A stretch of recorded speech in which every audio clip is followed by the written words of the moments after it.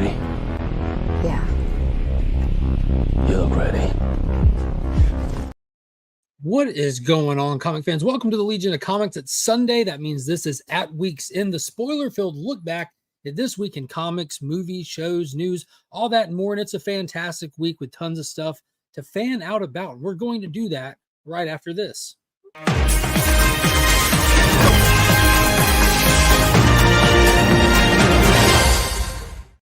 Boom, joined as always by Sector 2815. Mr. Paul, how are you? I am doing well. How are you doing tonight? I'm good. Kyle hit us with the woot woot right when I said right after this. I don't know if it came through at all, but it was like perfectly timed. So I do want to let everybody who's watching know there are fantastic links to comic book resources in the description of all the videos, including Big Time Collectibles, who's getting geared up for NYCC, and they're putting out a lot of really cool stuff right now. Don't miss out on that. If you need anything cleaned or pressed or submitted to any of the services, Justin's Comics is down there, as well as ABX Comics and Games, where you can set up a long distance pool list or keep up with tabletop gaming, all kinds of stuff. Fantastic Facebook group that they put on. I think the BTC the John Jang Void's Rival #1 foil variant. Oh, the Jetfire. Yeah, that's the 10th print. Exactly. That's the 10th print. The I Virgin still foil one haven't gotten mine yet. It's on pre-order and they're already putting out the foil. just went live tonight. So wow, it went live. yes, And they're not even just showing it off, but going live with it. I believe it went live. Thanks. I could be wrong. They definitely showed it off. I could have read it wrong, but I thought it was Tuesday 9/17 okay. at 8 p.m. I Tuesday lied. at 8 p.m. They just showed it tonight. Oh, heck no. Like, absolutely not. As a matter of fact, I'd like to drink that if you want to bring it here. I want to get a sip, then you can steal my drink that I haven't had in over a decade that I bought just for myself that you're now asking for. But if I can have a sip. I just want some. I don't want all of it. If you can open it, man, there it goes.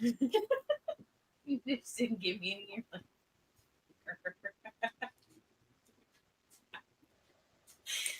Here's a bottle of my hopes and dreams. Enjoy.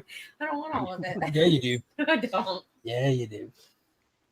But I hope everyone's doing good tonight. Let's say hey to some of the folks in the chat while Kyle drinks my happiness away. I know, right? It slaps. Take it. Kyle, I have a coffee here. I have a water there. Well, then you got to at least put it back in the fridge. Like when you get down to just one, you don't want to drink it because it's gone. I know it makes your eyes water. Spicy Sprite, but better. Yeah.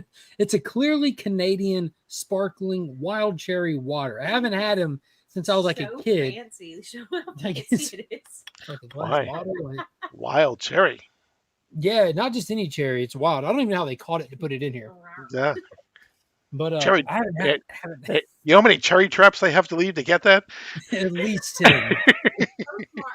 Yeah, where'd you just said it? Oh, okay. But yeah, I haven't had those since I was a kid. Me and my brother, when like we'd used to go to the gas station, stop with my mom, we'd go in, and if we'd see them, we'd want to get one. They were just always delicious. And I'm a big fan of water, not a big fan of sparkling things. But I saw them at the grocery store this week, and I'm like, I haven't seen those in literally over a decade. So I got a couple. They're phenomenal. But yeah, looking at this Big Time Collectibles New York Comic Con, this is Void Rivals #1, the 10th print. Mm-hmm. Now they released the cover already. I don't know if you can get any of the regular ones still, so you're going to want to check their website, because even though it's not foil, that regular one is a must-have. I pre-ordered mine already.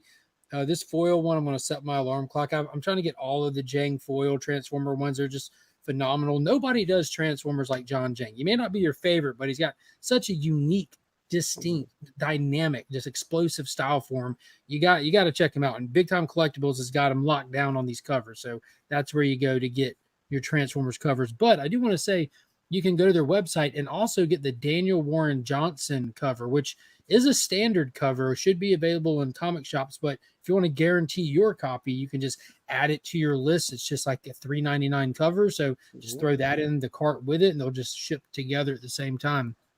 That's what I did. Daniel Warren Johnson started this all with Jetfire. It only makes sense that we come back to it. Anyways, good morning, Las Cruces. Good morning. Hooray, woohoo. What is going on? House of L Comics in the chat. There we go. Hello from New Mexico. Good to see you here. Pop, getting ready to go to Burn the Witch. Him and my stepmom Michelle are about to go to Winston-Salem to burn some witches. He's a big fan of witches, big fan of bonfires. Salem is the place to be. It's like Salem, Massachusetts. I don't know, like it's not Winston-Salem. Okay, it's like Salem, Massachusetts is that where the actual witch trials occurred. Yeah, one's the Long time. burning witches and one's burning tobacco. So definitely the Right. Massachusetts, not the North Carolina. Salem, Massachusetts is a great place. I haven't been, and Pops won't let me come. The only time he lets me travel with him is to Heroes Con. Any other time, he's like, "Hey, just to let you know, I'm going to be out of town on these days. Figure your life out." All right, I'll figure it out. He hangs out with the kids. He doesn't babysit them because he's a proper grandfather. You can't babysit your relatives. He hangs out with the kids a couple days a week while I work and stuff, and while the wife works. So he's like, "Figure it out." I'm like, "We got it." There's those custom emojis. Remember, you get access to those by hitting that join button and becoming a channel member. We got 80-something channel members right now. So a big thank you to the 80-something channel members. That's why I don't have like a list like every show of like all the channel members or name. There's 80-something channel members. I'm still blown away by that. And I don't know how to simply just download that list. I've tried. It doesn't work for me. I don't know why. So I have to hand type out that list, or whenever I do the wheel or anything, it takes forever. But thank you to all the people that pop up in the chat with that what are they called? Badges? Loyalty badges. There it is. Loyalty badges. Big shout out to all the folks for those loyalty badges. I appreciate each and every one of you. Y'all rock. What is going on? The adventurous one, Joseph Michaels. What's up, homie? Evening Legionnaires of Doom. And there it is. Legionnaire, stupid typo. Hey, man, I'm not going to judge anyone on a typo. Here we go. We got Durs. Time to read it verbatim. Much heart, pimps and legends. Null is coming. Legion. F Cancer. Now, this is a good reminder. F Cancer for real. Just a couple of weeks away from Comics Curing Cancer kicking off right here on this channel. October 4th, Friday morning. The Legion Lair show is where it'll all start. Please follow Comics Curing Cancer on Instagram or Facebook. We're trying to keep building those pages to get as much exposure as we can for the event. It's the final days to try to get any donations in. If you have a quality item that you would like to donate, feel free to message that page or myself. We get it all figured out, make it easy for you. And otherwise, sharing is caring. Or if you just want to be present for the event, to try to pick up some cool stuff at some fantastic prices and kick Cancer's ass simultaneously. Carlito, what is going on, homie? Good to see you. Steven with a C. What's up? Dude, there he is. What's up, Nelson? We got Big Time Collectibles in the chat. We're doing good, homie. Doing good. Just seeing these foil covers dropping left and right. It's just, I know Paul's having a little mini stroke over there. All the foil for NYCC. What is going on, Trev? Comic Cap, what is up, Rich? JSS Brooklyn, good evening. Let's see who else we got in here. Boom, boom, boom. Tate, what's up? Hello, Legion Knights. Stopping in to show love and hit the thumbs up. Duck back out before the spoilers. Yeah, well, unless you're reading like modern comics, you should be fine. You should be fine. Did you throw away one of the Daxter lids? No, the Raptor Blue. Remember, I told you that I've learned that those have value. So check the top of the refrigerator. I'll never throw away one of those things ever again in my life. When it's time to get rid of them, I'll just hit up Rod. Like, hey man, you want me to send you a lot of these? So that's how I figured it out. You can actually pop these. I will never throw one away again. That's weird. That's real weird. Have our 15-year-old kid with a modified juice box head drinking out of the cup. Yeah. Let's do it. Oh man, where were we at? What is going on, CJ? Good to see you in here, man. CJ is going to be participating in Comics Curing Cancer again this year. Big shout out to CJ and the Insomniac Theater. He'll be doing that, running it overnight on Friday. So he's going to be putting in work. I know like a lot of people are just naturally nocturnal, but that still takes a certain breed to be able to pull those hours, and super appreciative to him as well as the regular people that hop on that show with him, including Tate here. Mm-hmm. Pops did enough traveling with Mark when he was young. Yeah, that's fair. He took me to Universal Studios one time. That's fair. Yeah, Paul knows. I said Universal. I told you. We're planning on going again. When are they opening it, Paul? The projected? I want to say like April or May, I believe, somewhere around there. That's not bad at all. So probably shoot for next fall or something, because Mm. like you don't want to get on like metal attractions, the heat. But Universal Studios is working on a huge Universal Monsters attraction, and man, you're talking my language with that. It'd be fun. Type up names on a word pad on your computer and save it. It's out. That's the problem though.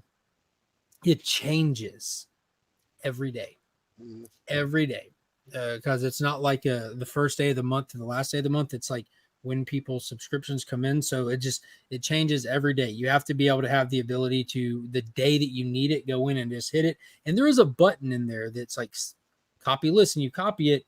But then when you move it over, like I don't have Microsoft Word on here, but when you move it over to like Google Docs, it like spreads it out in this weird spreadsheet in a weird format that like where you try to copy it from there, it just doesn't format right. I need to just hit up DJ and just like off live one day, just have him like show me how to backdoor it. What is going on, Ruby G? Oh yeah, comics. What is up? Oil is for baked taters. That's fair. That's fair. Yeah, I'm not reading modern. Then you, sir, will not get spoiled by anything. At least not tonight. You'll know if we're spoiling like a movie you haven't seen or something. But yeah, it'll be nuts when we launch our Noel Peach Momoko foil cover for NYCC. Yeah, I heard he's got a little bit of traction right now. You know, Venom 3 made the thumbnail for tonight. The new trailer just dropped. That's on the conversation list that I have here. And I guess we just jump right into it. Now, it's no secret. I'm not the biggest Marvel head these days. I still love my classic Marvel comics. I still love my Marvel characters. Noel is a new invention. He's like 2017, 2018, something like that. I wasn't on board the Noel train. I don't feel like I missed out on anything. And seeing him added into the trailer for the movie with this final trailer, it legitimately has me a little excited. I don't think I have misplaced expectations. They're definitely managed. But I think seeing how many other people are like actually excited, seeing the needle move on books. We talked about this with the last Deadpool and Wolverine. Like you actually saw the excitement from the movie affect the comic market. And I know people are out there like, oh no, like you shouldn't overpay for books. It's a stupid time to buy. Who cares? The point of it is this got people excited and it has an effect. You know, that's what you want to see in the hobby when people are actively making things happen. But it definitely moved the needle. Did you guys watch Transformers 1 already? I did not. I had an opportunity this past Saturday because there's an advanced screening and I was too tired, so I didn't even attempt it. So I'll end up just taking the kids next weekend when I'm off, or Thursday night. The kids definitely want to see it, and I'm a Transformers guy, at least movies. I know what you're doing on Saturday. What It's am I not doing going to on be Saturday? Transformers 1. It is Superman. Oh yeah, this coming Saturday. I already have my tickets for that, as a matter of fact. So yeah, might be seeing 2 movies that night or that day. We'll see. Yeah, I hope everybody has their tickets for this. Limited screenings only on Saturday and the following Wednesday. But I've got tickets for both days. I'll be going Saturday, and I got my mom and her friend tickets for Wednesday. But yeah, I heard nothing but good things about Transformers. But with Venom 3, I think I'm definitely going to see it in theaters. I'm ridiculously curious to see how they end this. Where are you at on this? I will see it. I haven't been a huge fan of the first 2 movies, to be honest with you. But I probably will see it. I think, I mean, I think it's Venom 3, right? Which is the first appearance of Null, I believe, right? Yeah. Ironically, yeah. 3rd movie, 3rd book. Yeah. Right. Um, I mean, that's where we're seeing the needle move on a lot of things, but it all depends on how they pull it off. I mean, look at um, what was it? The Black Widow movie, I think, right? Yeah, but it moved the needle on Taskmaster until the movie came out, and then suddenly it was like, yeah, it moved the needle, it moved it all the way back the other way. Yeah. you know. Yeah. So these were the photos. We didn't get much of Noel. They did show this shot of him. It was kind of like panning through like the home world, and when Venom mentions his creator, so you can clearly see the throne and the white hair on it, which is definitely comic accurate. You know, like the most famous covers, most iconic covers of the character are him, in fact, sitting on a throne. So it's cool to see that they got that right, and they got him brooding there with his head down. He got the white hair. From what I understand, it's going to be Norman Reedus portraying the character, which I think is pretty cool. Oh, Daryl from The Walking Dead. Yeah, yeah. I will not miss Superman. Thank you. Yeah. Out of all the movies to see, and you can even see Christopher Reeve's son right now at the red carpet event for the Emmys, being, dude, his dad like has to be proud of him wherever he is. He's got to be proud of his son. Here we go. He said he's seen it Wednesday night, and I am apologizing up and down for doubting it. Transformers 1 was that dang good, 10 out of 10. Now, I'll have you know that I've been on board that since the first trailer. I think it's a smart move to do the animated thing. Throw it in there. I'm way out of line there. And I did see somebody talking about with the Null thing that there's speculation from this guy who's an industry insider who's got a pretty decent track record, but he was stating that the MCU is trying to figure out what to do next with Tom Holland's Spider-Man, and Sony has a list of demands with them with what they do next, and they want like Tobey Maguire to be in there. And with as big as the last movie was, it's kind of hard to go forward from there, especially if you're trying to do something simplistic. It just, how do you top what you did? Because that's what you have to do. You have to keep trying to top it. So people were speculating, and this industry insider said that this Venom 3 is going to serve as a finale to these Venom movies and simply an introduction to Noel, who will then get moved into the Spider-Man 4 stuff, which would place the symbiotes in the MCU. Secret Wars is coming. Mm-hmm. Historically, Peter's donned the black costume for Secret Wars and stuff, but the potential of having Noel be not a one-off, I think, is a great idea. And it made me think of that trailer. They didn't really show us, like, action-wise, like really one scene of him just being chased by that large Venom creature. Yeah, I guess Tom Holland is committed to number 4, but he doesn't really. He doesn't strike me as someone who has been overly anxious to play Spider-Man for too much longer. Yeah, well, I hope he doesn't, because I don't care for him as Spider-Man. I love Tom Holland. He seems like a fantastic individual. I enjoyed that Uncharted movie, and I just see Tom Holland. You know what I mean? I'm not like, I don't see Spider-Man when he's playing Spider-Man. Maybe I got too old and he's too young or something. And like my whole life, I looked at Peter being like older than me, and then I hit this age where he is now not. And then this is the first portrayal of him as actively younger than me. But I don't know. Yes, that's the sign you're getting old. Getting old is when the people you want to grow up to be, you find out are younger than you are. Yeah, it's terrible, isn't it? No Desire Rush, but I'll watch it at some point. Which one? I bought my tickets for Joker 2. Yeah, that's still a little ways out. I saw tickets went on sale this week. Yeah, it's the first week of October, though, right? So it's only like 3 weeks away. Oh, wow, that's super close. So maybe I'll be able to see that. What is it? Does it come out that first weekend? Yeah, it's like October 4th or something, I think. Yeah. Oh, that's C3 weekend. So maybe I'll be able to go see it the Thursday night beforehand. I heard a lot of good reviews on Transformers, like overwhelmingly good reviews. Yeah, they did like a super early screening like 2 months ago, and it got 10s across the board. Nobody who saw it had a single negative thing to say about it, which is awesome considering how many people were hesitant. People's comics. Tell about them using Noel and not asking or paying Cates. He's not entitled to any compensation for a character that he does not own per his contract with Marvel. It's that simple. It's all in the deal. It's really that simple. He doesn't own the character. Marvel owns the character. Now, if Marvel were decent, if they were decent, they would go back and say, despite the fact that you have a contract that you agreed to, that you're not owed any compensation, we would like to offer you some compensation. That's what a decent thing to be. Or if years down the road, Noel takes off and Neil Adams is reincarnated and he walks into Marvel Studios and says, I'm about to make your life living hell until you compensate them for a character that has gotten bigger than any of us thought. That would be a different story, like what would happen with Superman. When you change the zeitgeist of an entire planet, something has to be done. But do they owe anybody money for Noel? No. They don't owe anybody shit for that. But if they were decent, you know. But then again, who can even guess if it's going to make money? I can't. I heard Roy Thomas created Null. Yeah, he probably thinks it. So Venom 3 has a budget of 110 million. So this movie is about to absolutely just print money. Mhm. Despite what anyone thinks or feels about Sony, I did an entire video on their record. They are ridiculously good at printing money with all these movies. The only movie they made that didn't make money was Madam Web out of their entire time making Spider-Man stuff.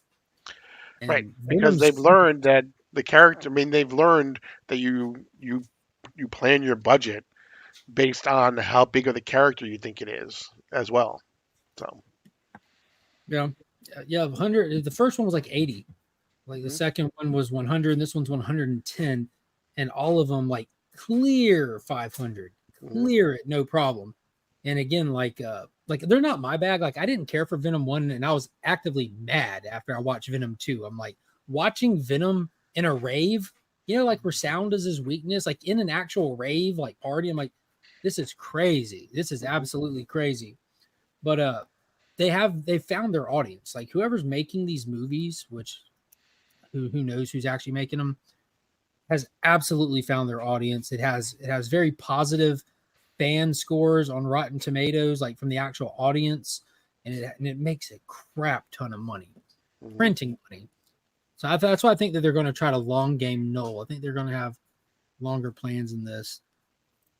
No faith in any live action Sony. Sir, I enjoyed the Spider-Man trilogy. I enjoyed the Amazing movies. Again, Venom 1 and 2 isn't my bag, but they're crushing it with the Venom stuff. Really, Morbius and Madam Web were the only missteps. And then you get into the non-live action. They're crushing it in the video game sphere, the Spider-Verse sphere. They're okay, fun movies, but no ties or stakes involved. Just screams, I don't care. Maybe if they did connect or not. Mr. Negative is also supposed to be in Venom 3. Nice. That's a good point. He basically stole Wraith and Elric, so whatever. What's up, Mr. Beckerman?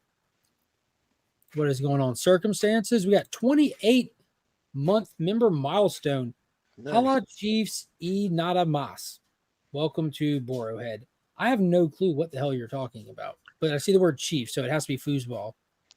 Yeah, the Chiefs won at the last second to beat the Cincinnati Bengals, who is quarterback is Joe Burrow, and they won with a last minute field goal.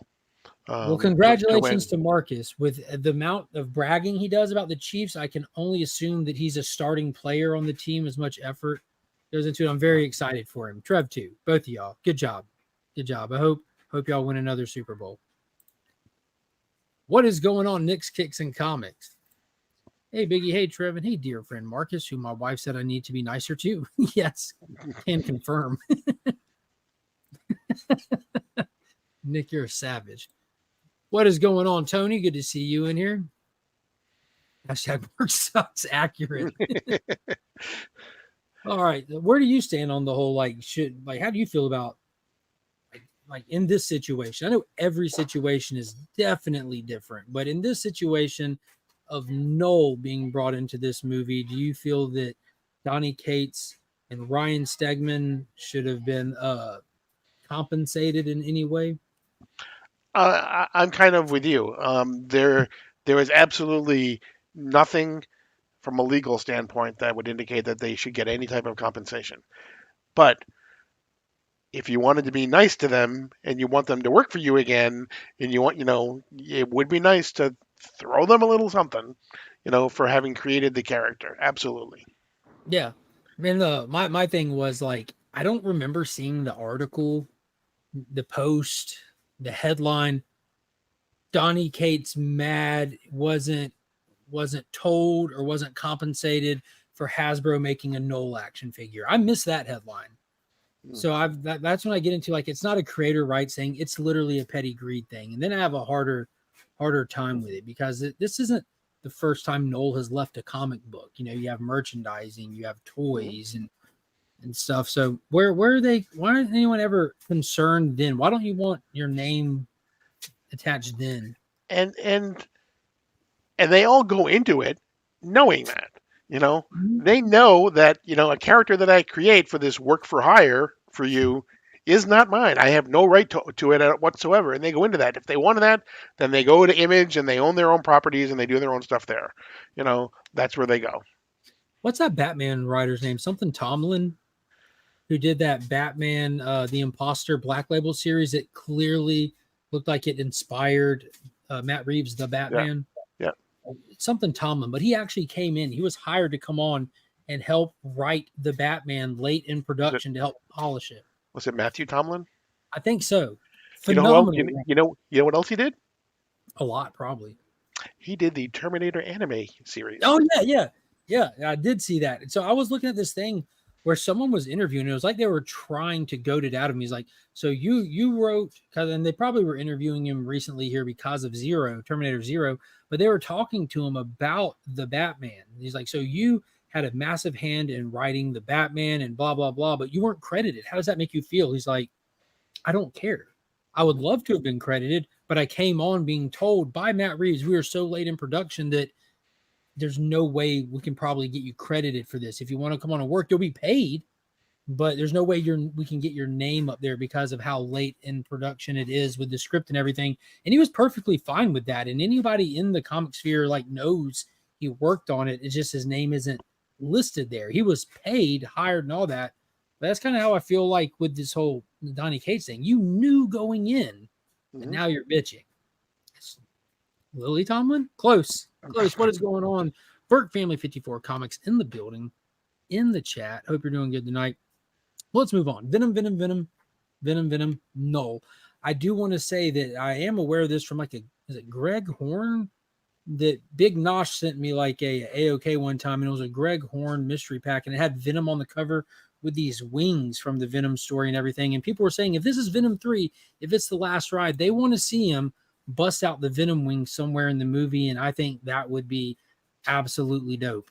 Not something I'm used to, not something I'm familiar with. I've seen the comic covers, but I think that would be dope. And I think that's what the movies have going for them for me is I don't know Venom anymore. The Venom I know, the Venom I grew up on is not the Venom in comics anymore. He's evolved. He's kept going where I fell off. So I can't hold that against it. Just going to try to have fun watching a bad movie. I want to go in thinking it's going to be a bad movie, which for my taste, they typically are, but we'll see. Will Cates advocate for Starship Hulk to appear? Hopefully not. Thanks to Starship Hulk, Marvel probably doesn't want him back. Cates should learn from McFarlane and save his big cards. Yeah, but and see, that's like a double-edged sword too, because if you don't perform for these companies, you're not going to get to that position. You got to get that name recognition, You got to do something. You got to really leave a lasting impact. You got to get the audience. It was awesome. Love seeing the support from the local collectors and shops all coming together like butt cheeks to celebrate this thing of ours. Plus, our crew cleaned up on the giveaways, especially Keon. Well, congratulations to Keon. Getting his haircut just makes him look dumber. Who? Nugs? Oh, yeah. More excited about the Batman 2 and Superman than Venom 3. Well, yeah. Everyone on the planet probably is. What is going on, Ian? Good to see you back in here. I wonder if Dylan Brock will be in the post credits. Yeah, a lot of people are speculating on Dylan. I did see where somebody was talking about how that, what is it, Venom 9 or something like that is now getting some traction. There was no butt cheeks in that statement. I disagree, sir. Moving on. It was implied. It was implied. Of course, we're going to be keeping up with Absolute Batman as we get ever so much closer. And for everybody that's wondering, you have absolutely 2 days left to pre-order your copies, to guarantee your copies, to pick out your cover that you want. There are numerous. You have till the end of day tomorrow. 2 days left to pre-order. Paul, how many covers have you pre-ordered?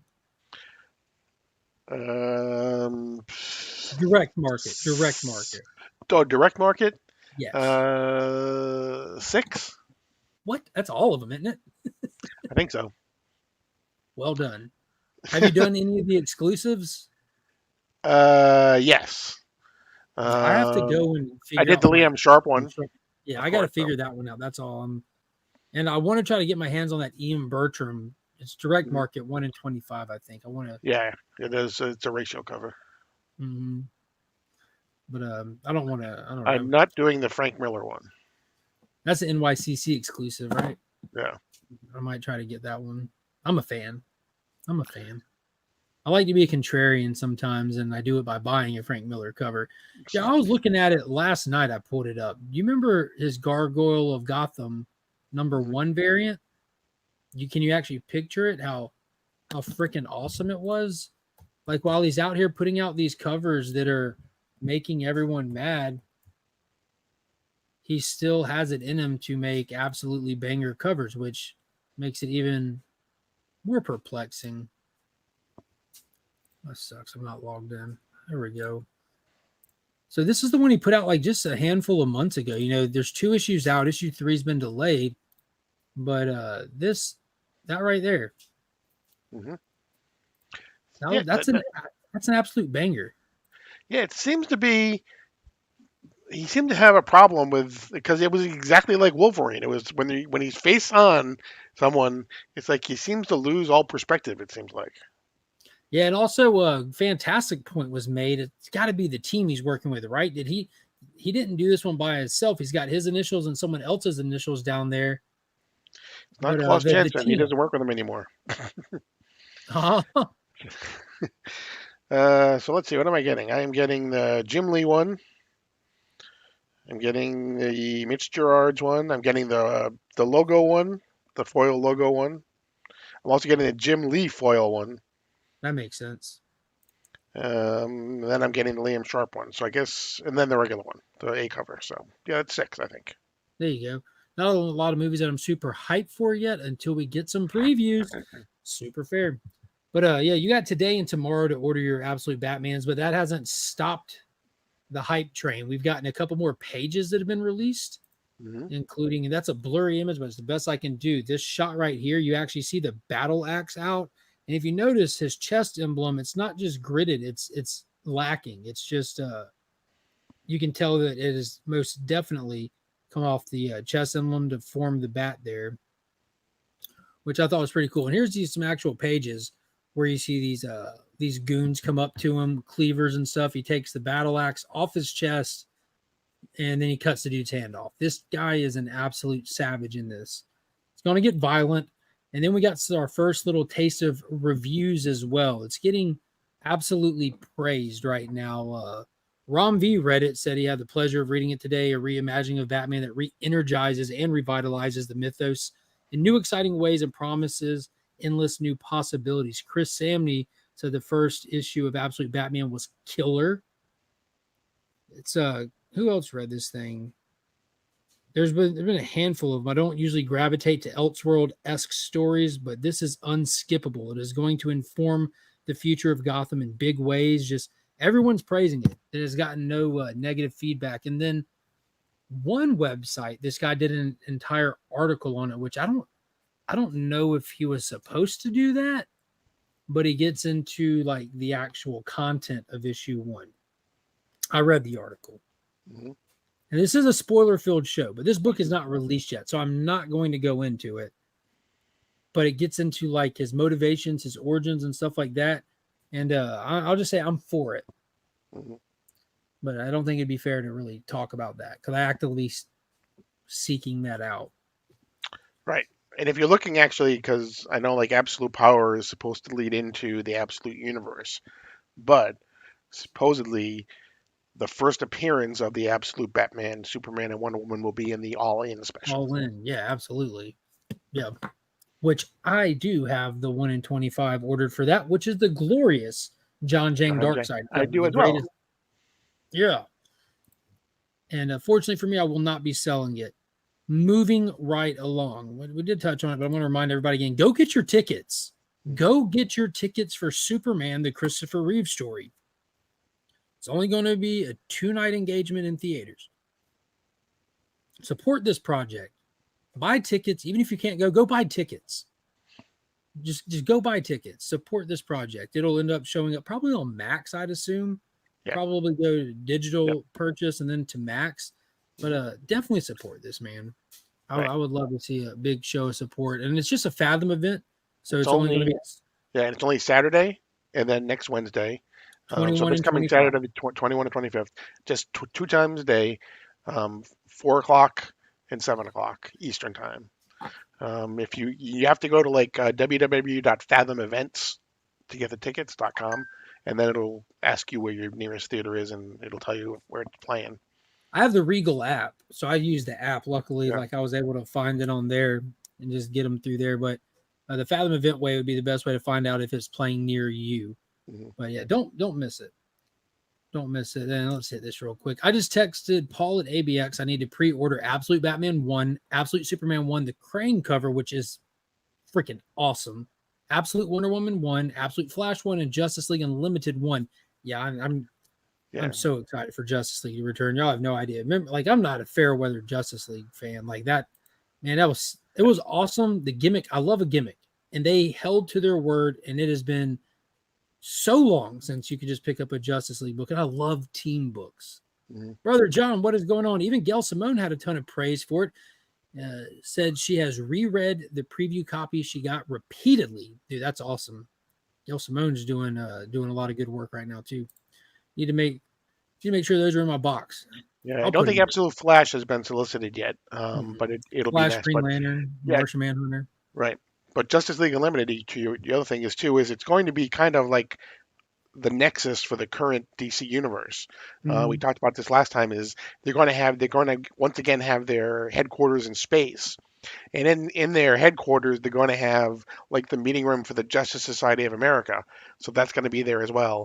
The Teen Titans will have a room there as well, a meeting room. So it's kind of going to be like I said, like the nexus for Yeah, all the DC it's universe. going to be the backbone of the Mhm. DC continuity, which is And awesome because if you were reading, it was actually Suicide Squad that last run, and it makes so much sense now. Like this was a and I don't even know if you were co-hosting back then when that last Suicide Squad run was going, but me and Ryan would talk about it all the time. Like it's crazy how this book is literally the backbone of continuity. They would cross over with the Titans, they would cross over with these people, with those people, and it makes so much sense that it was trying. That book was informing everything that was happening, and now 3 years later, you see why. You absolutely see why. So I'm excited the Justice League will be that book as it should be. right, and Mark Waid is going to have his core group, but he basically said that, the roll call of the Justice League will be basically any hero is up for grabs in the DC universe. Well, I can't wait. Mhm. You know what else I can't wait for? What? The final season of Superman and Lois, which is approaching quickly as well. Mhm. Yes. When does that start? Is it at the end Second of week this of month? October. Second week of October, I think. So we're a month away. We're Yeah. we're inside of a month. But really exciting news came out. This is the final season. It was talked about how initially they had it planned where they can run it for 7 seasons. If it was going to go on completely to its fullest end, they had 7 seasons that they were looking for. It's been chopped down to 4, which Right. is fine. They know that this is the finale. They're going into it as that. But they did make the announcement that Warner Brothers has finally allowed the CW to use a very significant hero from DC Comics in the final season of Superman and Lois, and everyone is speculating that it is in fact Batman. That they're going to roll Bruce Wayne in early on, and they will actually get a Batman included in the finale, which I think would be a great way to go out, especially with us doing the death of Superman story here. Mhm. We have to be Clarkless for a while. Right. Like this first episode should start with an amazing fight, and ultimately Doomsday and Superman dying, and Lex Luthor being our final battle or final villain for this season, which someone like Bruce Wayne can go toe to toe with outside of the costume for a while.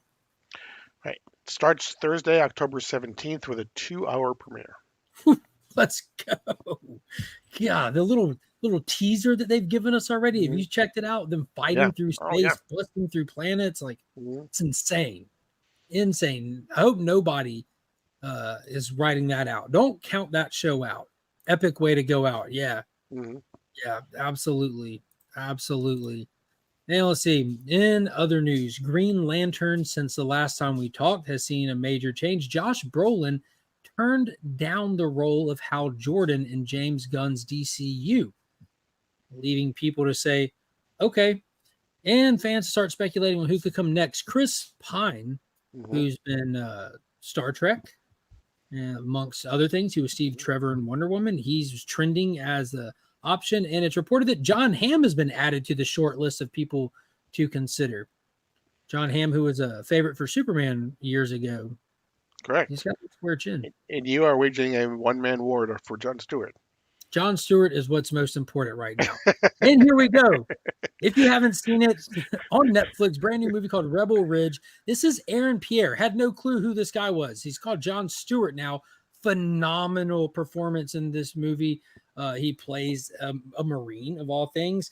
He is Jon Stewart. So everybody who, if you care at all about casting, like make a post a picture of Aaron Pierre and tag James Gunn and just say Aaron Pierre for Jon Stewart. Do something. Let's try to get this guy's attention. I want to see in news John Pierre on list of consideration, you know. And it works perfectly because he is younger than all the Hal people. Yeah, I gave in. See? I gave in. This guy. This is Jon Stewart. This is my top priority right now, is hoping that we see Aaron Pierre get Jon Stewart. I could dig Chris Pine as Hal. I could too. He's short though, right? He's short. Aaron, he's built like a brick shithouse. That dude looks like he's 6'3", like chiseled out of stone. Like, dude, he's Jon Stewart. It's really that simple. He's Jon Stewart. I hope he gets it. I don't know how I feel about Chris Pine. I'm not against any of these people. Josh Brolin, Chris Pine, John Hamm. I think John Hamm could pull it off. I think a lot of people can pull it off.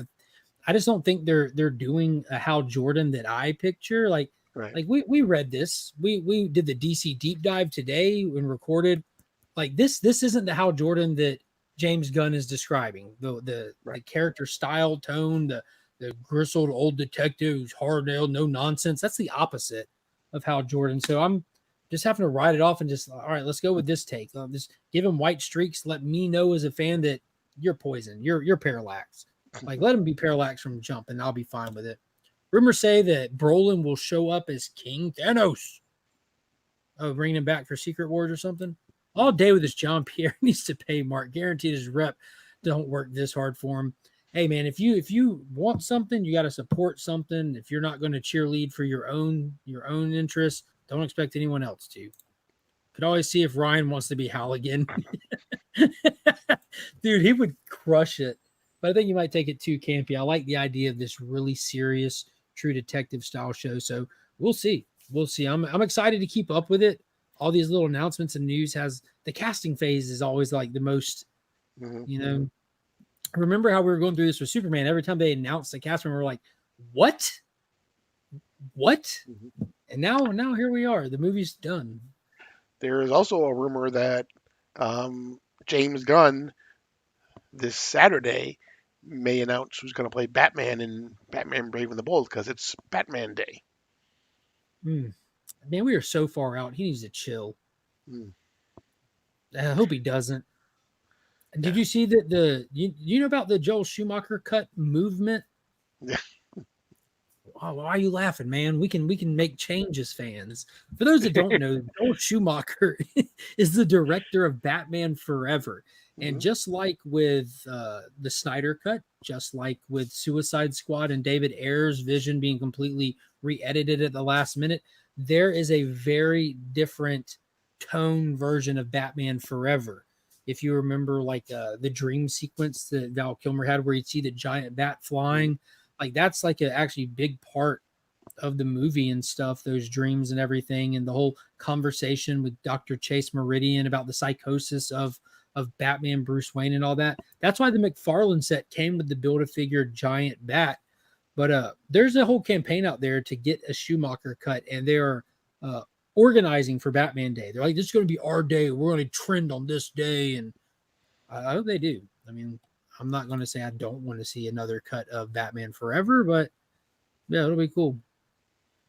Yes, Batman Day is in a week. Yeah, next Saturday. Be sure to go out to all your local comic shops. There'll be free books there, exclusive books, all kinds of fun stuff. I have an entire video on everything available that day. Scroll down, watch it. Don't go out uninformed. Find what you are looking for. I'm Batman. Perfect. Speaking of Batman, Did you see the announcement that Matt Reeves said that Batman 2 will in fact take place in wintertime? Mhm. Seems like a non-issue, but it aesthetically seems awesome. It's been a while since Batman Returns. Right. What is it called? The Epic Batman Crime Saga, The I think, right? epic crime saga. And did you see that Colin Farrell, who, by the way, this week is Penguin, episode one. Um, Colin Farrell said that he will never put on the Penguin suit again. He's done with it. 3 hours in a chair each time. Exactly. I have news for him. He's going to be in it again when it comes to Batman 2. Yeah, he'll definitely be back. But yeah, Matt Reeves announced that Batman 2 will be set in the wintertime, so we'll be getting some snow effect, which is definitely great for aesthetics. You know, Batman just switching it up, changing it up. The first one was very red, so it's good to get a different color palette for the next one. It just helps differentiate it. But on not only that, people are asking about like villain and potential stuff, and we touched on it, like the hints and leans toward the Court of Owls, bringing Hush into it. But he said this one's going to be about like how the crime family was kind of taken out in the first one, how Falcone was knocked off, Penguin comes into play, but in the Penguin show, we're going to see how that didn't stop, and you'll see the family dynamic still there, and the coming of the rogues. We saw the Riddler pull his thing off. You got the Joker that was introduced in there, but he said that in Batman 2, these crime families are not going to just allow these rogues to take over the crime in their city. So it's going to be a pushback with the villains and stuff. I'm again thinking Court of Owls, crime family going to the Court of Owls, asking for assistance, maybe getting a Talon out of it. I'm still thinking, what if they just like replace Talon with Hush or something? Just to, I don't know.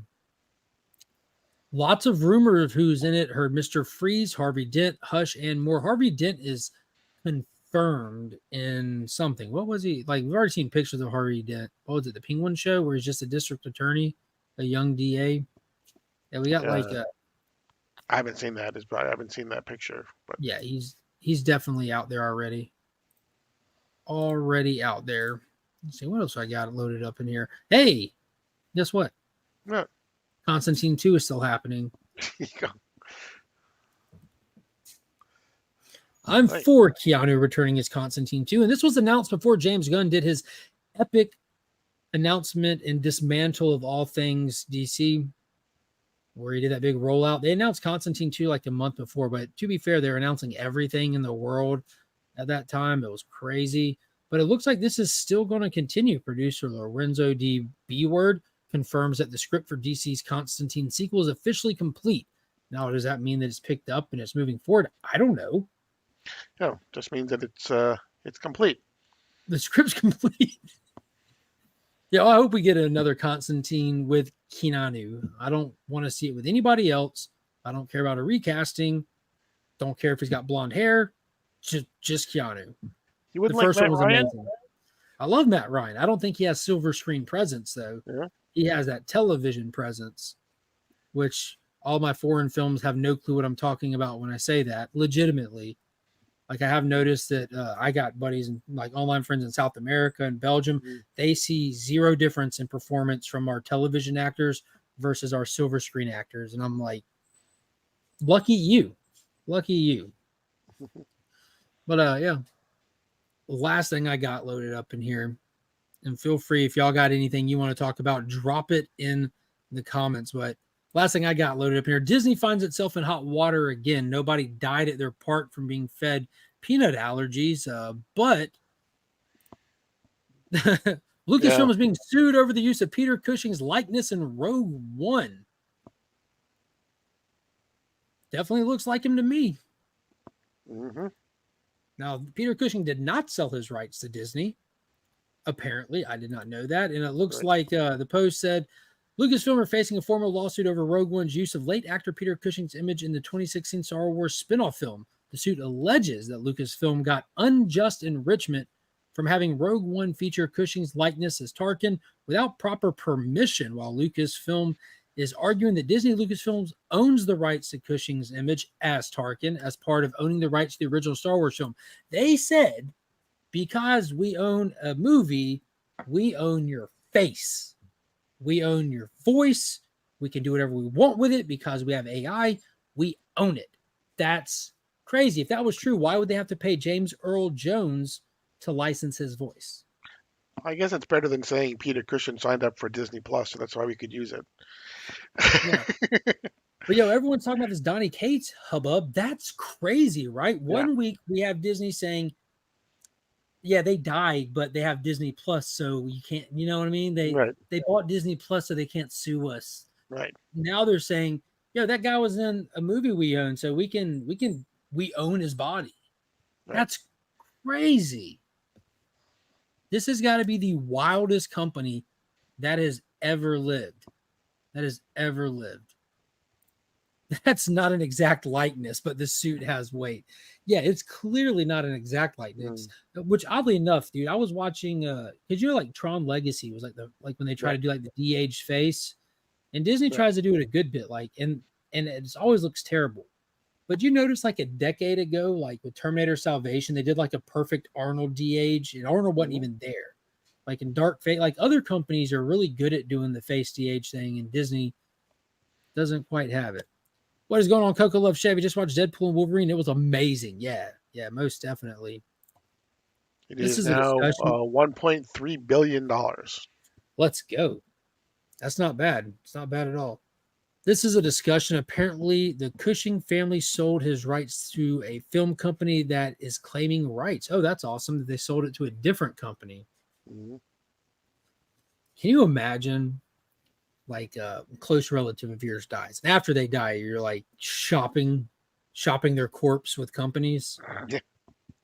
What? That's crazy. Like these companies are so uninspired that they're buying dead bodies versus just making new stuff. Like I get it to some level, but that's crazy. I think the difference is they own the character Tarkin. They don't own the likeness of Tarkin. Yeah, they can have someone else play him. Sorry, they own the character of Tarkin. They don't own the likeness of Cushing. Exactly. There you go. Corporations are people too, but they're not. What is going on? Omnibo, good to see you in here, homie. I remember when they put Lefty in at end of Fast Five and didn't tell Michelle Rodriguez. Oh, Letty. Yeah, I didn't ever catch that. It wasn't actually Michelle Rodriguez. I didn't know that. What is going on, J-Man? In addition, read Mr. Nimoy's biography for details on image and likeness legal action background regarding image and likenesses. You know anything about that? I'm assuming Mr. Nimoy is the one and only Leonard Nimoy. I would assume so, yes. But I do not know anything about that. Mark's wife take notes on how to keep We Are Legion going after his passing. I'm going to sell it to Beckerman for super cheap and then just let him do with it what he wants to. With corporate Marcus. I Am Spock. Is that the name of it? That's the name of the book. Yeah. Gotcha. Well, that's all I got on the list of stuff that caught my attention this week. I've been watching Penn and Teller's Bullshit all week, and that's literally the name of the show. I don't know if y'all remember that. It came on Showtime from like 2000, starting like 2003, I think, and ran for 8 seasons. It's a 30-minute program where every episode they have a different topic that they call bullshit on and dissect it. It's kind of like background noise when I'm working and stuff. I just absolutely love Penn and Teller. Numerous reasons. They're just phenomenal. But it's a fun show, and it's some of it aged well, some of it didn't, and it's really fun to go back and revisit. It's available on Paramount TV if anyone's curious. Corporations remind me of one person, Carol Effin Baskin. Let's go. That's what we need, another Tiger King phenomenon to unite us all. I own all the seasons on DVD. Love it. I'm assuming you're talking about Penn and Teller. Yeah, absolutely love it. I was a huge fan of that. Yeah, I thought I was the only one. But I've been on top of that, and I've been waiting to just burn through all the Terminator movies again since Terminator 0. I have received my upgraded, very upgraded Terminator 2. Like it doesn't get more upgraded than that. I checked. That's the most upgraded one on the market, but that's available as a members exclusive stream I did this weekend. Just at random, if you want to see that. You can check out that stream. It's on the channel for channel members. But I've got the Terminator 1 Steelbook pre-order, the 4K, and I'm waiting on that to come in before I dive into all this because I want I want to watch it in order. I watched Dark Fate like a week ago, and I just got the bug just rewatch it all in order. But I'm waiting till all my upgraded copies come in because now I've done upgraded everything. I've got the number 1 4K steelbook coming. Just got number 2. Number 3 doesn't have but a basic Blu-ray version out there. Terminator Salvation, I ordered a steelbook version of, just upgraded. Genesis, I've got the steelbook that'll be here tomorrow, and the Dark Fate steelbook will be here later in the week. Can't help myself. Steelbook crazy right now, but I'm going to go through and rewatch all of those. But other than that, it's just been Penn and Teller. What have you dove into watching this week? I haven't watched it yet, but got my Godzilla Boom! -1, so That's a thick boy. it is. I know a few people. If you picked one of these up in the chat, sound off. Golly. So, it is the exact same thing that they have in Japan. So, like this booklet right here is entirely in Japanese. Very useful. Exactly. Very, very useful. And it did come in the steelbook, which sold out very quickly. The steelbook. Steelbook went instantly almost. Although I'm sure it won't have a Japanese booklet, but my understanding is that the disc that you're getting is the exact same disc that this is. I believe so. There's two discs in the steelbook, and there's I don't want to call it an insert because that would not be accurate. But the steelbooks typically have like a paper back on them, and when you take the wrapper off, it just comes off where you can see the art on the front and back. I think it has one of those. Let's see. Now you got me curious. Yeah, if you pre-order from Groove, you got to go fast. So okay, it's actually a really nice addition here. So it actually has the slip sleeve, which I love when these steelbooks have these. They're like interactive slip sleeves, where it there we go. Let's see if I can make it bigger. So yeah, on there you have a fold out trifold. Looks like 1, 2, 3, 4 fold booklet with different artwork on it. On the far left, you have the slip sleeve that goes over the artwork, creating the white logo image. Like you had for T2. Yeah, this is wild. Yeah, so it does. It's 3 discs, I believe. Yeah, 3 discs. You have him biting the train. You have him just standing there, and then you have him roaring at the sky after the heat ray. And then the art on the inside of the steelbook as well, with him chasing the boat down, which was just fearsome. It looks like when you take the slip sleeve off, it's just that iconic movie poster there. Yeah, it's phenomenal. Can't wait for that. That's November, I think, beginning of November. I believe so. Yeah. Yeah, worth it for me. Mm-hmm. I'm finishing up Blake's 7, third time viewing it. My 3rd favorite show of all time. It's brilliant. Blake's 7, I have not heard of. I want to say it's a sci-fi show. Oh, this makes super sense. Thank you, Adventure Show. Hammer Films, which Cushing was. Didn't he play Van Helsing in that? Possibly. Because it was the Christopher Lee was Dracula in the Hammer stuff, right? Mm-hmm. But Hammer Films is the company suing Disney, Lucasfilm over likeness rights, cause Cushing starred in a lot of their movies long before he did the first Star Wars movie, aka New Hope. I'm going to consider this stream to be a living will and testament. I co-sign that. Verbal agreement right there. Now I just need to outlive Mark. Good luck. And his channel is going to get the makeover it has always deserved. I do want to add to my living will and testament that you cannot brand any of my shit with Speedball. Oh. Paul, you heard it here first. Yeah. I'm just going to put a mop here when I go. I got -1 on 4K pre-order. What version did you get? Because that's 4K what he got, right? Or is that just Blu-ray? Yeah, that's Blu-ray and 4K. And then the steelbook I ordered is 4K as well. But then they also just have the standard case. Mine is on back order still. I ordered it on Amazon. I already got the digital copies in both color and black and white. Nice. Yeah, I bought it on digital the day it became available. I'm here all night. You see Biggie Shack's round 2. Yes, I did. There we go. He was Van Helsing and Dr. Frankenstein. Great in both. I heard nothing regarding Speedball. You lack so much vision, Mark. All right, fine. One Speedball branding a month. You gotta keep it dynamic here. He was Van Helsing in the Hammer Dracula, but also in a ton of other Hammer flicks. Perfect. Yep. I remember the Dracula stuff most of all, and the Frankenstein stuff. I remember how just weird Frankenstein looked to me because I just have like the Boris Karloff look, Mhm. just like burned in my mind. I'm rating Marcus Comic Legion, not Legion of Comics. Do it. Do whatever. I just watched Trapped. It was surprisingly good. Is that the M. Night Shyamalan Josh Hartnett movie? Maybe. Trap. There's also this new James McAvoy movie that I don't know if it was Oh, released. not yet. Where he's like trapped a couple for a weekend, Yeah, the it looks family. Yeah, wild. yeah. Yeah, I want to check that out. Best movie title: Frankenstein Must Be Destroyed. Yeah, it is. Yeah, There you go. I like me a M Night Shyamalan movie. They're typically good for one watch, and the greatest thing is you don't know, like you can start it and you're like, this might be a great movie or it's going to be a total turd, and you never know. And the whole time you're just waiting on one or the other shoe to fall, and you have to wait till the end. And it's always worth the experience. Always worth the experience. But you got anything else you want to hit before we dive into some of these books from this week? Nothing I can think of. What are you watching tonight? Just the Emmys are on tonight. I was seeing if there Mhm. was any. Um, the Bear was a big winner early on, and the Acolyte won for best Wookiee Jedi fight.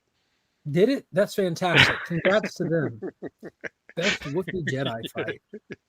Brand new category. What is going on, Scott? His daughter is in it and she's smoking. We want to check that ID card before you make those kind of statements. Trap is M. Night, 7 out of 10. Pretty Ooh, fun. Yeah, I definitely plan on checking it out. I'm just waiting on it to hit some kind of streaming service. Yeah, M. Night's daughter was the right. singer in Trap, and the movie was really good despite how it got hammered in the reviews. Yeah, he's one of those divisive filmmakers for sure, but I tend to enjoy his stuff. He didn't direct it, right? His daughter directed it, right? What, And Trap? he produced it, I think, right? Yeah. Did he write it at least? Because that's typically I'm not what sure. you do an M. Night movie for, right? I thought he produced it, and everything else was done by one of his children for some Very reason. well could have been. I don't like most Frankenstein movies. They usually deviate from Mary. Yeah, all of them do. That's why, I mean, you can only do Mary Shelley's book one time, right? Right, right. And they've done it with Robert De Niro. They did it amazingly. You know which one I really like? I Frankenstein with Aaron Eckhart as Frankenstein, where he's fighting like this whole like society of gargoyles, and the way that they portray the gargoyles is fantastic. It's just really fun. It's super cool movie. You know which one I like? It, which one? Young Frankenstein. Yeah, where he just keeps getting bigger. Isn't that the one where he just keeps growing? No, that's the Mel Brooks one, Young Frankenstein, with Oh, Gene yeah. Wilder and What was the one where he just keeps growing? not It sure. was like some like Japanese movie. Was this Battle of the Gargantuans or some shit I'm thinking of? Young Frankenstein, where he lets his thumb on fire. Yeah. That was a good one. Putting Yeah. on the Ritz.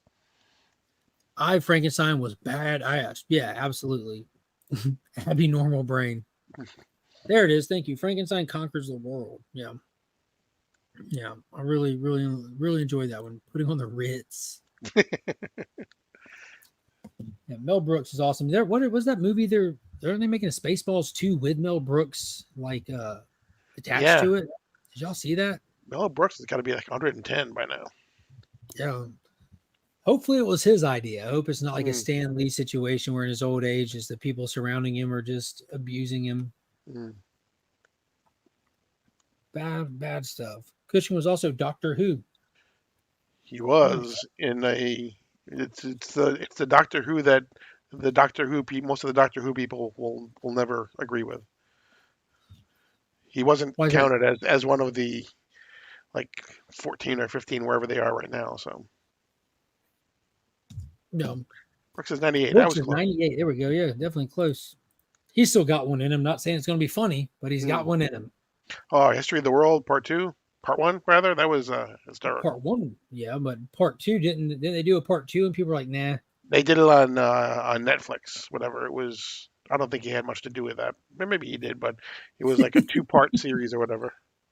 Yeah, Doctor. Yeah, he's saying Yeah. it's not canon, Paul. Exactly. That's what I'm saying. He's not. If you go through the lists of all the doctors that have regenerated, you will never see the likeness of Peter Cushing. Well, that's unfortunate. Now that Disney owns him, maybe you will. There you go. Disney's next Doctor is going to be Peter Cushing. Watch. There you go. He's going to steal his corpse and just, there you go. He is not the Doctor. He was mostly a Dalek film with him playing a man called Doctor Who. They're fun movies for sure, but they're not canon for Doctor Who. Man, these people take this stuff serious. Yeah, yeah. Oof, you kidding me? Doctor Who fan them ain't playing. Guaranteed it'll be better than Batman. He did not have an authorized, whatever screwdriver they call it. Sonic screwdriver? Sonic screwdriver, yeah. It sounds like that's the running theme for Peter Cushing, not authorized. Right.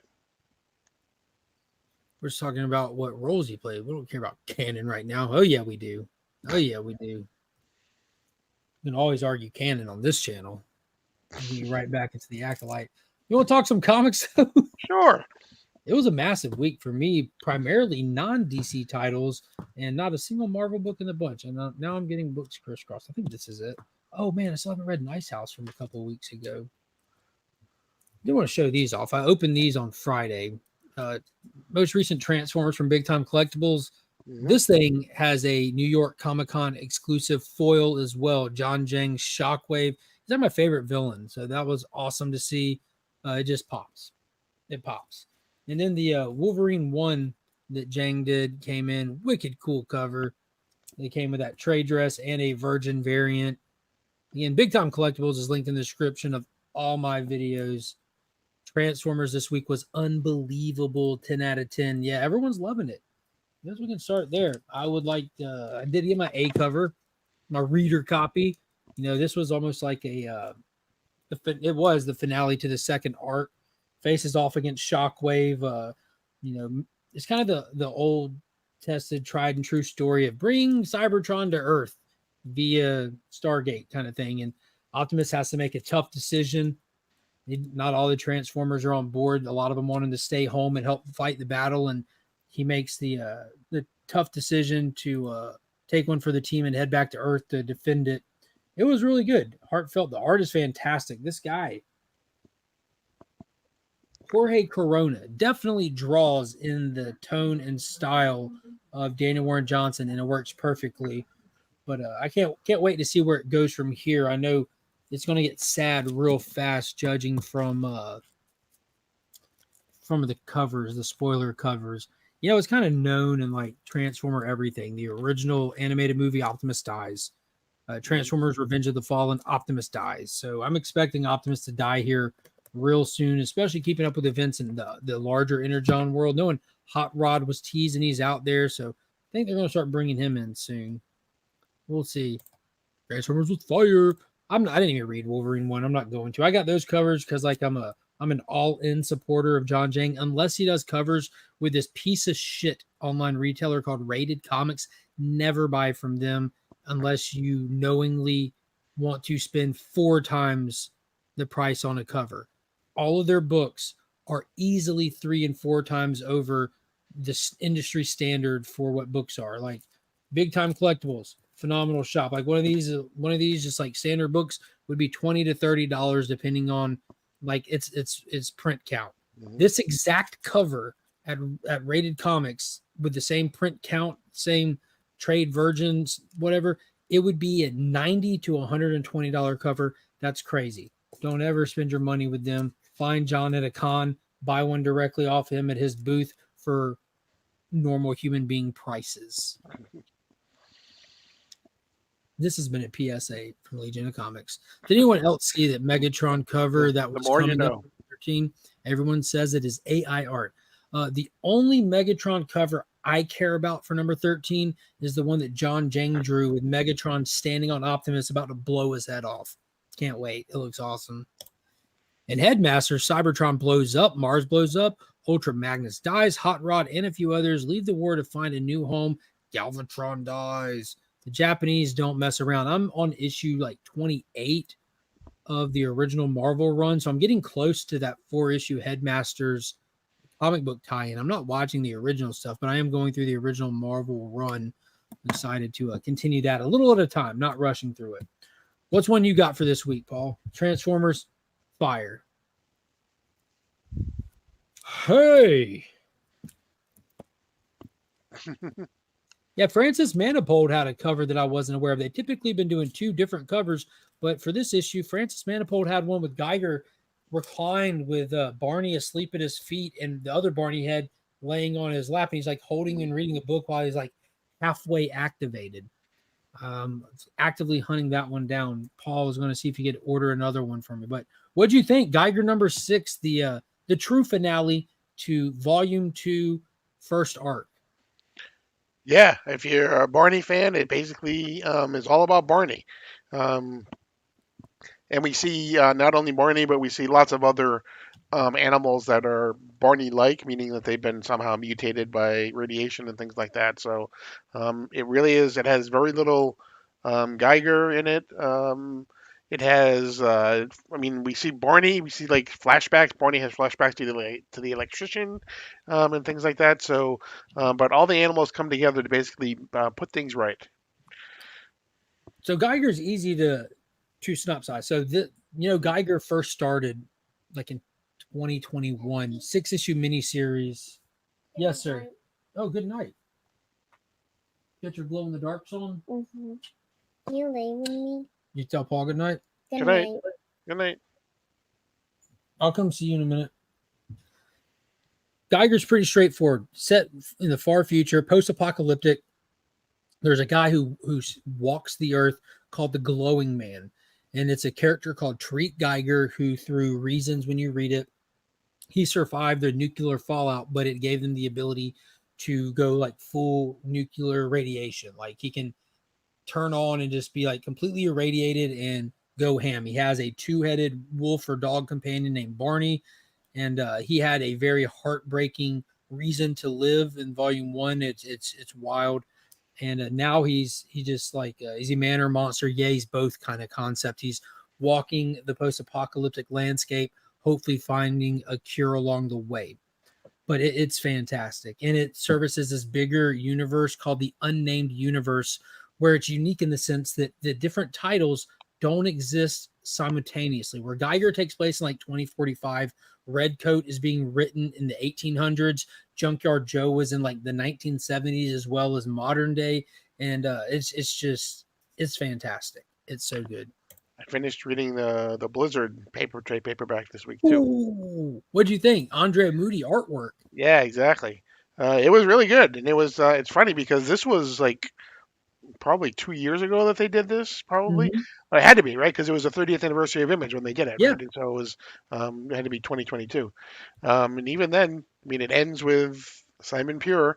So it was set in the current time. So we have one that's set in current time as well with Simon Pure. So yeah, this is the actual book it would come out with. It's called Image with an exclamation point, celebrating 30 years. It was a 12-issue anthology, and the first 8 pages in each one is a chapter of the Blizzard. Mm-hmm. But they've since then, really recently, re-released it as Tales of the Unnamed Universe, inserting it, and a lot of people missed it, myself included, when it first came out. But it's fantastic. It was our second appearance of Redcoat. Mm-hmm. The Blizzard was great. It was. Okay, I got to make like a baby and head out. There it is. Stay cool. Appreciate you popping by.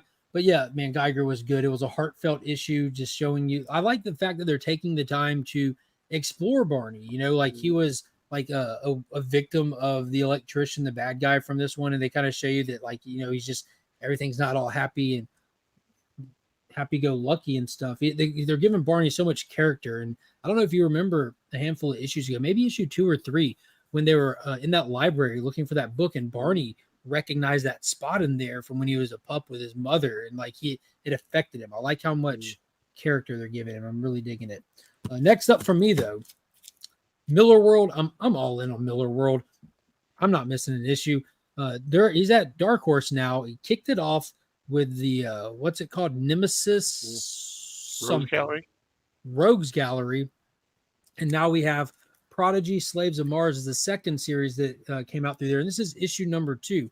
The smartest man on the planet, Edison Crane, keeps showing us readers how there's other people out there as smart as him. The whole premise behind this is this guy he doesn't know has killed his dad, framed him up, taken all of his money, and is popping up and just dismantling his life. He's now on the run, and the first thing he does is he goes looking for his older brother who we didn't even know. This is volume 3. We didn't even know he had an older brother till this volume, and now they're trying to figure out why this guy's coming after them.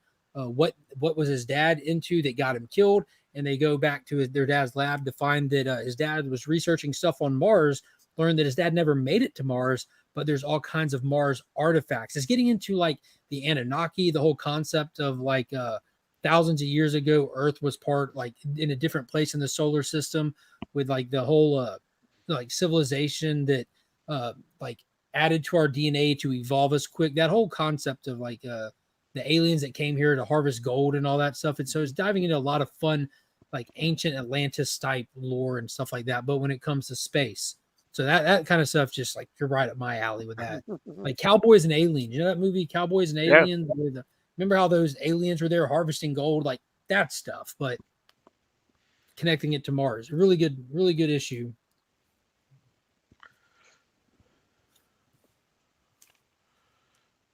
Holy potatoes. Do I even have my issue over here?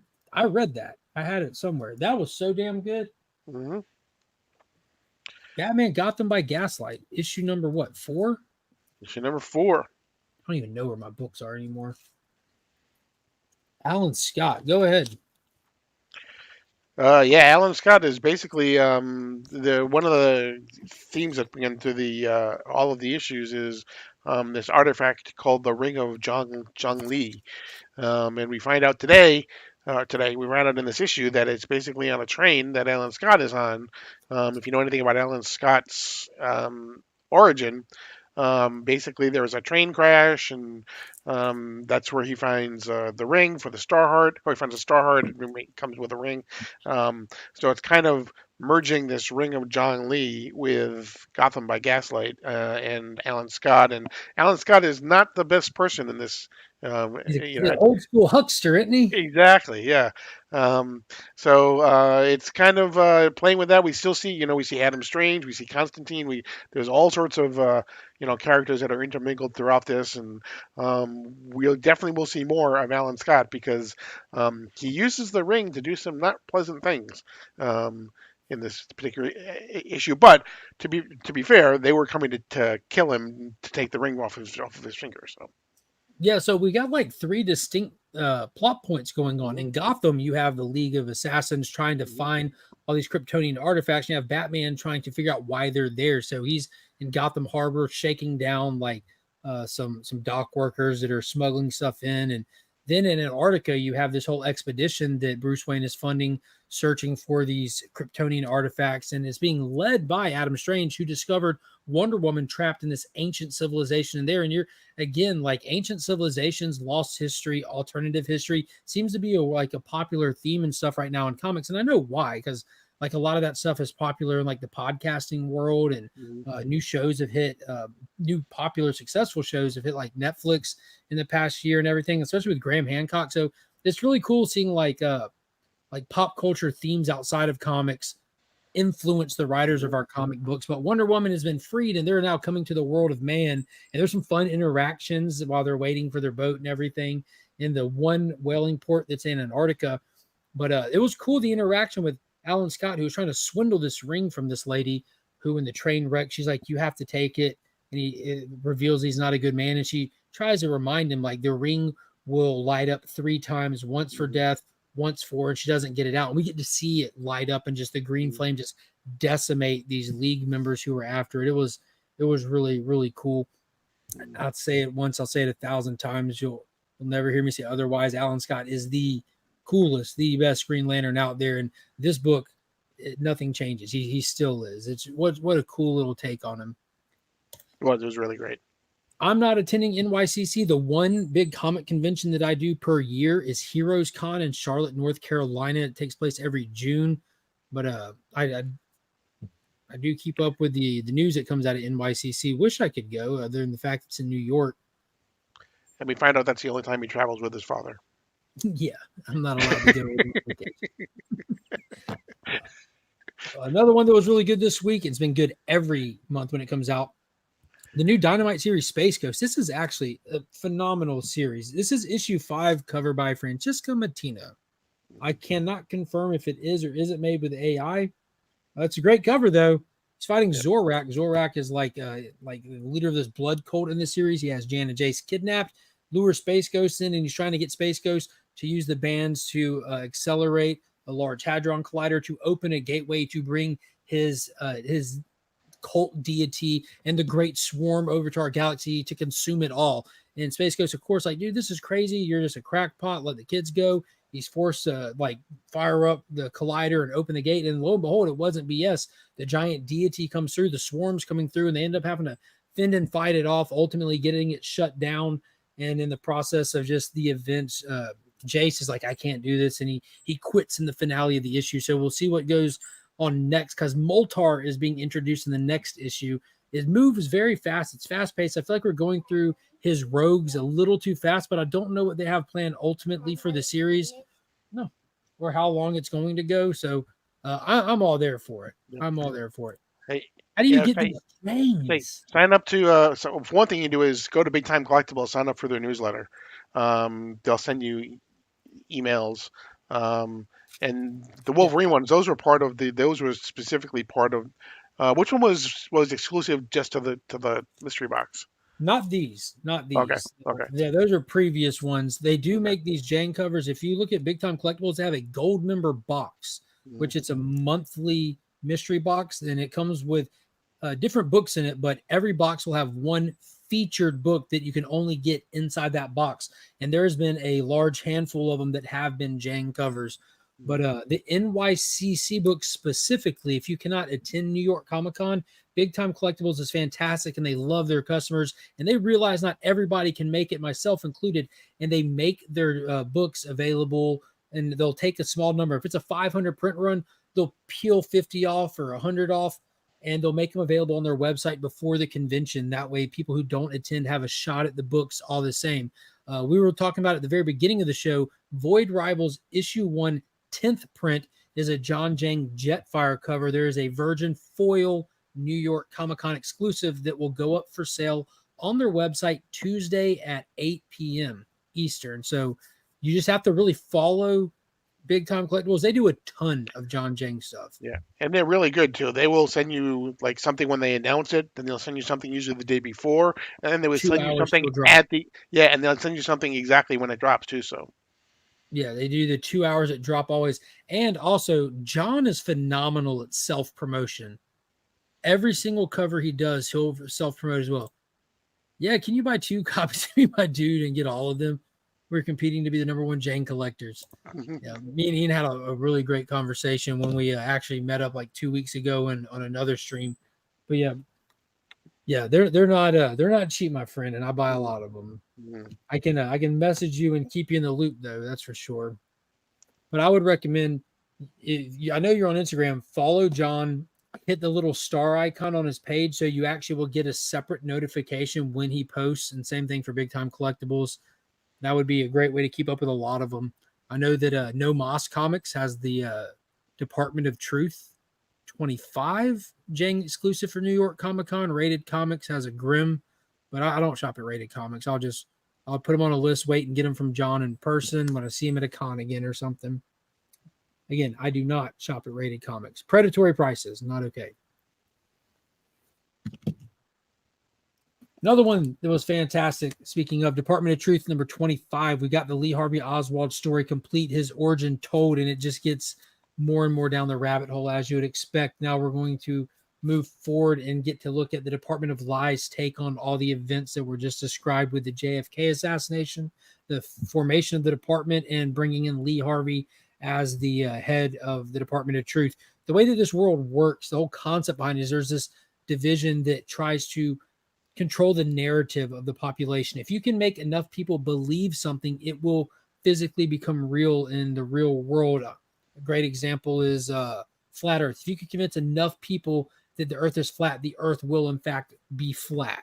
So they try to control truth itself. And with the moment that the devil herself executed President JFK, a fiction was created, a second Lee Harvey Oswald. So one that screamed, "I'm a patsy, I didn't do it," didn't, in fact. He was created out of thin air and unbeknownst to him, while the real Lee Harvey Oswald that existed beforehand was scooped up by the department and brought in It's a phenomenal book.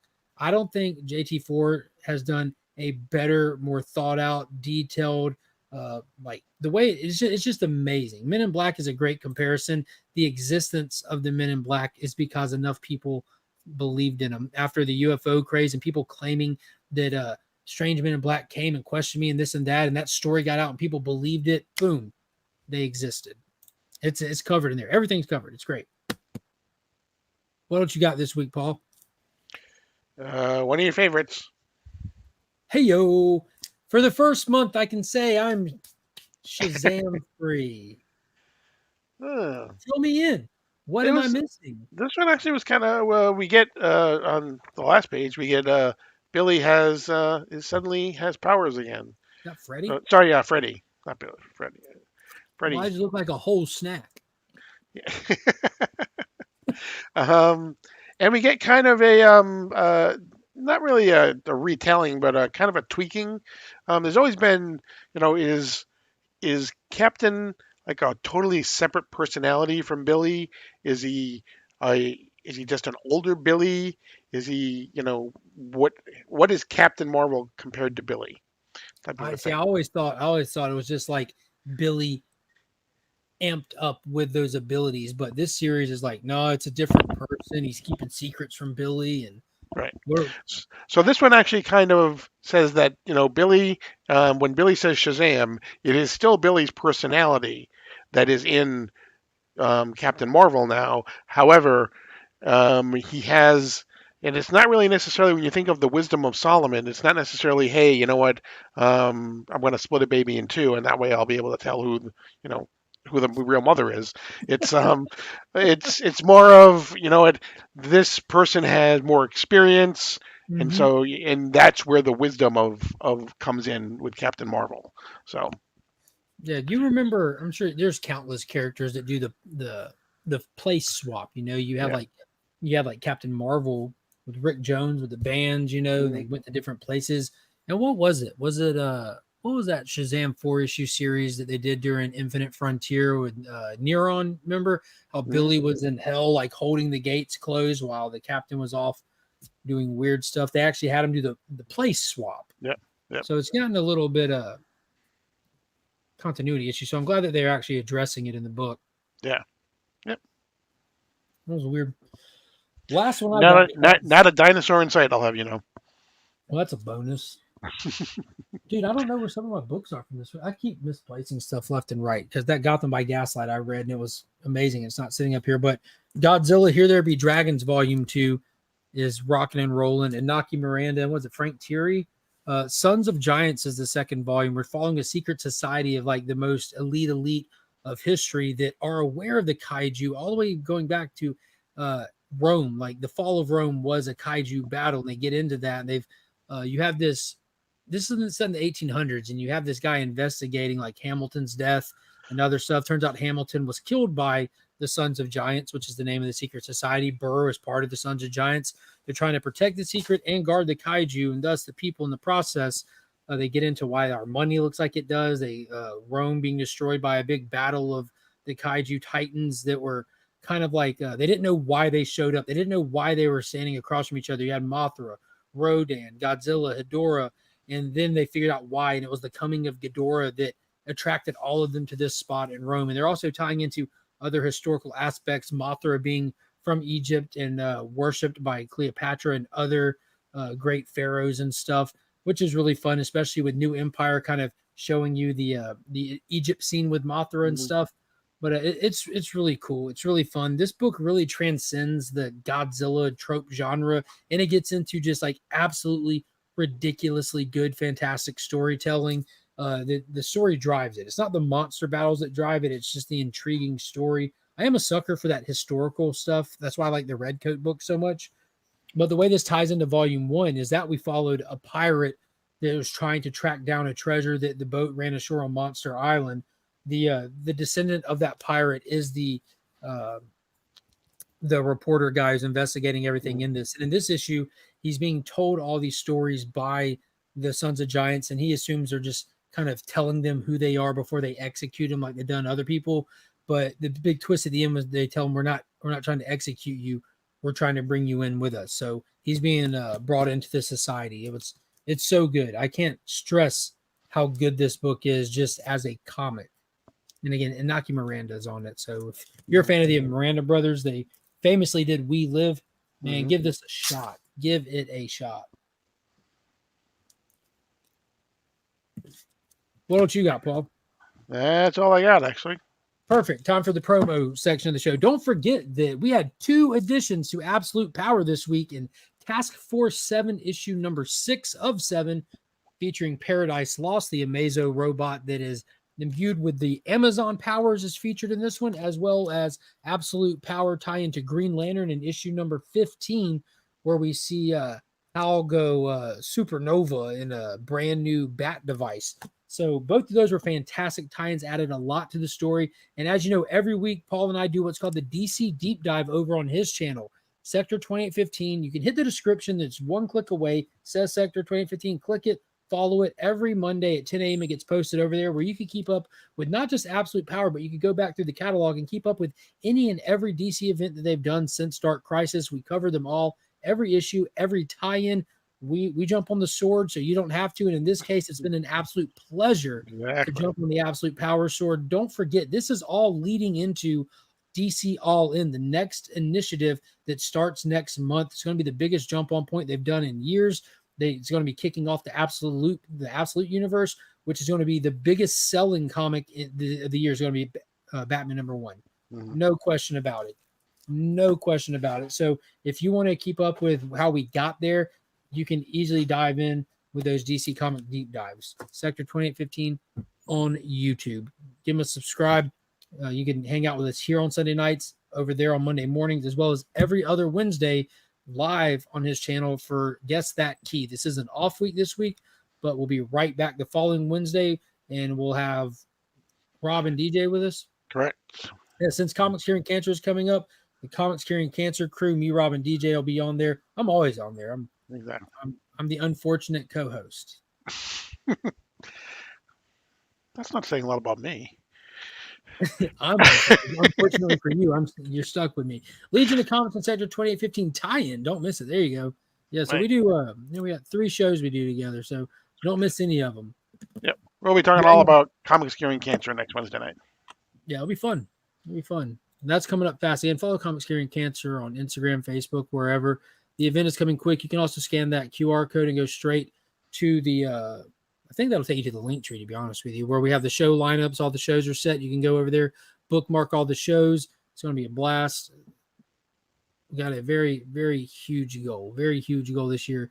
And that's going to do it for tonight. Don't forget, head over from here to Trev, the Shipping Guru's channel.